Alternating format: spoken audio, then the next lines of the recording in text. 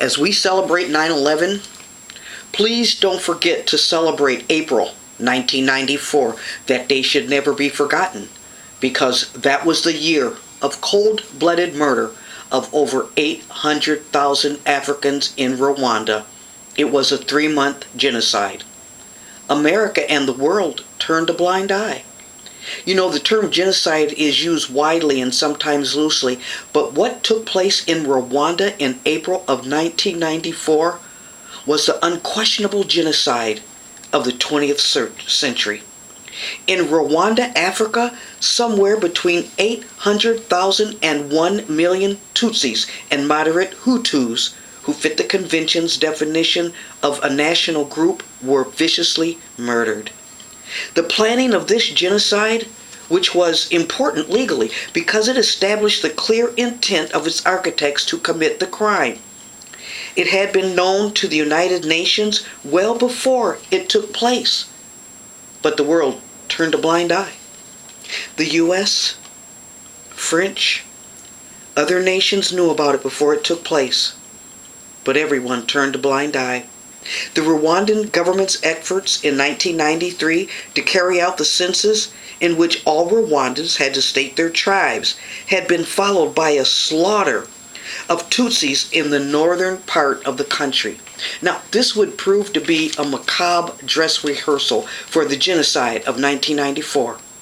In the meantime, the Rwanda president, Juvenal Habyarimana, signed a peace accord in Arusha, Tanzania, with the Tutsi-led Rwandan Patriotic Front, the RPF, and that was intended to end the country's 4-year civil war.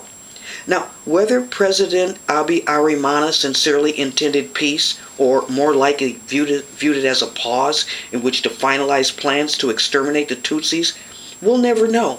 That answer will never be conclusive.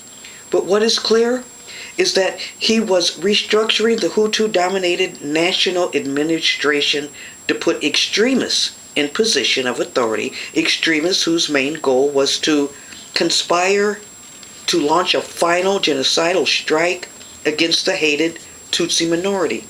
So on April 6, 1994, President Habyarimana flew back from Tanzania after meeting on a peace process.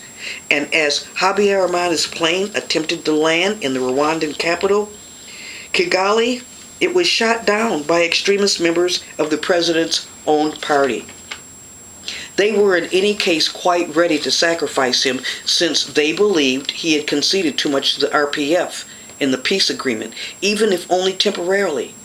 Now, Habyarimana's death served as the pretext to launch the genocide.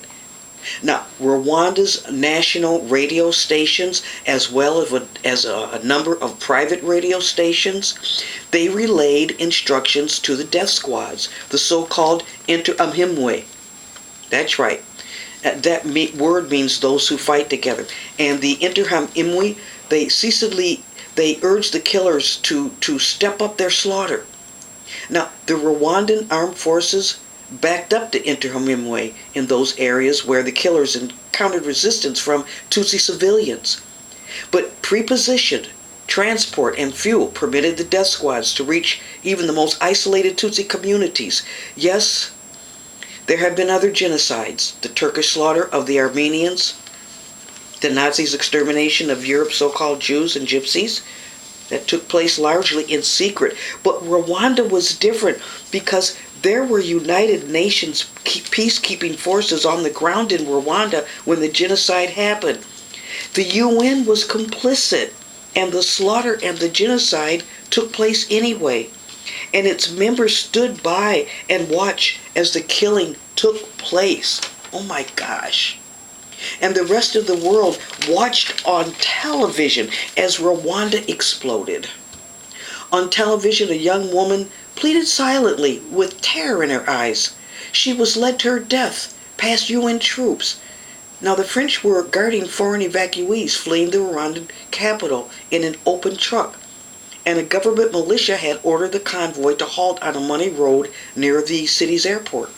The UN troops waited obediently, saying it was not their mandate to interfere or to intervene. Now, besides them in a compound, 2 men were kneeling in silence as the militiamen crushed their heads with clubs, and then cut their throats. The women knelt beside them. Within less than a minute, their heads were also severed. Then the convoy was allowed to move on. The world's government did not know. It did not know what was occurring, it said. But they were complicit. They claimed they didn't know that a genocide was going on. But they did know. Now, Article 1 of the Genocide Convention binds its signatories to act to prevent as well as to punish genocide. The fact that the UN knew and the rest of the world knew the genocide was being planned and presumably communicated this knowledge to member states. And the fact that once the genocide began, nothing was done makes what took place in Rwanda in 1994 more than a crime. It was an event that shamed humanity. It was clear by now that far from having been caught unaware, the great powers were intent on obscuring the reality of what was taking place in Rwanda. So when the Security Council met, it was decided that the representative of Rwanda, of the government that was committing the genocide, would be allowed to make a statement. Now, for all practical purposes, the Council's main concern appears to have been to debate for as long as possible the question of whether a genocide was actually taking place. There were thousands of examples of the state's role in this. Now, at the Catholic mission in eastern Rwanda, a survivor was sitting outside her hut among the trees, and she had fled there when the local mayor, Sylvester Gokunabisi, had given the local Tutsi population special passes to allow them to reach a large brick complex. And after grouping the people together there, he arranged for 2 truckloads of murderers to be sent out. In schoolrooms, in clusters, in corridors, and in doorways, the 2,620 victims covered the floor in a carpet of rotting death. Does this sound harsh and gruesome? Well, it is, and it was. This is not a Hollywood film, and this is not hate speak. This is history, the Rwanda Genocide. Now, that very woman that I just told you about, she was saved by her baby daughter, whom she had held close to her while the murderers hacked both her and her daughters with machetes. And her daughter's blood just covered her. And the murderers assumed that both the mother and child were dead, but they were not. So by the time the UN Security Council had finally concluded that this was plain from the start that a genocide had indeed been taking place, it was too late to do anything for the people of Rwanda. To have admitted this earlier would arguably have bound the parties to the Genocide Convention, among who were all the permanent members of the Security Council, to intervene and bring the mass murders to a halt. The Council on May 26 did eventually find that a genocide was taking place, but by that time, 500,000 Africans had died. Now, Secretary Boutros Ghali, his acknowledgement, it was too late. It was just too late. Now, he was still ahead of U.S. Secretary of State Warren Christopher, because from the beginning of the inhumane slaughter, the U.S. government had prohibited its officials from using the term genocide. But finally, on June 10th, Warren Christopher relented and reluctantly and with bad grace admitted that it was a genocide. You see, the complicity of the so-called world community in the Rwandan genocide should not, of course, obscure the fact that the principal responsibility for the crime lies with the Rwandan architects, and some say that. Apologists for the Rwandan authorities insist that the killings were unfortunate byproducts of a renewal of the Civil War. Later, Hutu extremists justified the killings as acts of self-defense against Tutsi aggression. Such arguments stood reality on its head. Almost all the victims in the spring of 1994 genocide were killed as part of a government-inspired campaign of extermination, not casualties of the subsequent fighting between the Rwandan army and the RPF. And according to the provisions of the Genocide Convention, the government was actually guilty of all counts of the Convention's Article 3. That's right. Genocide, conspiracy to commit genocide, direct and public incitement to commit genocide, and complicity of genocide. And members of the governments had used its administration to organize the slaughter and incite the Hutu civilian population to kill their Tutsi neighbors. And even for intermarriages, which was common in Rwanda, to kill Tutsi spouses and relatives.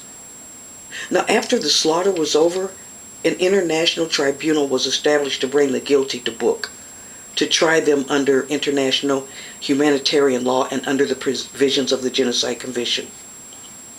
By 2006, the Rwandan tribunal had convicted 28 people for their part in the genocide, 7 of whom had their cases under appeal. And it's doubtless such trials are better than nothing.